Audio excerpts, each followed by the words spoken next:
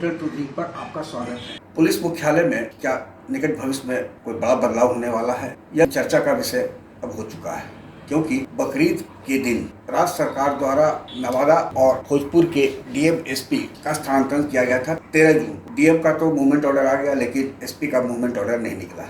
बकरीद के दिन यानी अवकाश के दिन, रविवार भी अवकाश था, लेकिन बकरीद के दिन नवादा के एसपी कार्तिकेय शर्मा को जिला मुख्यालय छोड़ने के लिए मूवमेंट ऑर्डर मिला।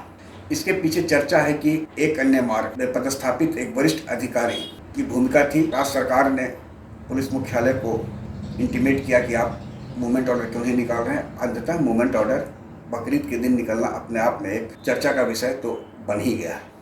जैसे कि चर्चा है कि विधि व्यवस्था को लेकर आरजेडी आक्रामक है, कांग्रेस भी आक्रामक है, विपक्षी दल आक्रामक है, तो कहीं न कहीं पुलिस मुख्यालय और डीजीपी की भूमिका इसमें अहम मानी जा रही है।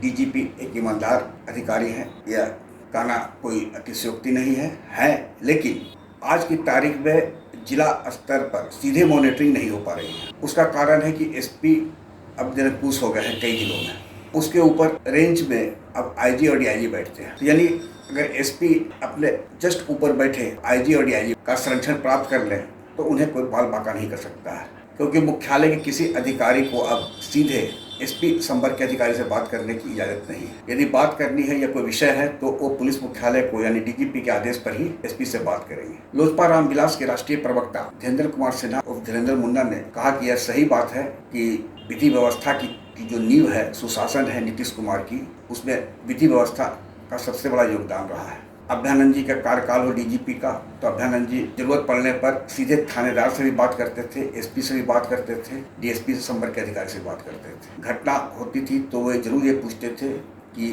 क्या हुआ, फिर वे 4 दिन 5 दिन के बाद उस पर पूछते थे क्या प्रोग्रेस हुआ। यहाँ तो आज पूछने वाला कोई अधिकारी नहीं है। धीरेन्द्र मुन्ना बताते हैं कि अभ्यानंद जी के कार्यकाल में डीएसपी संपर्क के अधिकारियों के कार्यशैली की समीक्षा, विभागीय कार्यशैली की समीक्षा के लिए मुख्यालय से आईजी और एडीजी संपर्क के अधिकारी प्रत्येक जिले में भेजे गए थे, जिससे चलते हड़कंप मचा, पर्यवेक्षण उद्योग पर एक तरह से अंकुश लगा था। धीरेन्द्र मुन्ना के अनुसार अभ्यानंद जी बिहार में सुशासन स्थापित करने में अहम किरदार रहे। ब्यूरोक्रेसी में अभ्यानंद के तर्ज पर अपने को स्थापित करने में कई डीजीपी आए और गए, लेकिन नहीं हो पाया। कहीं न कहीं चूक है।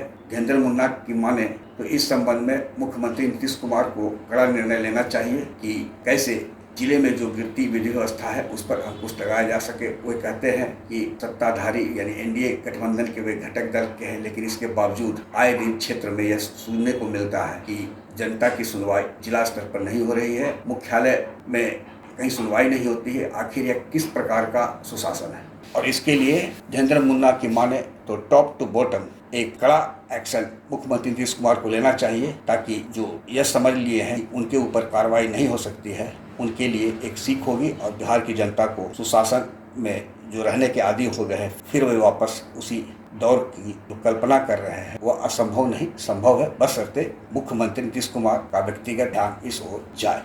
आग्रह है कि इस वीडियो के लिंक को लाइक, शेयर, सब्सक्राइब अवश्य करें। धन्यवाद, नमस्कार।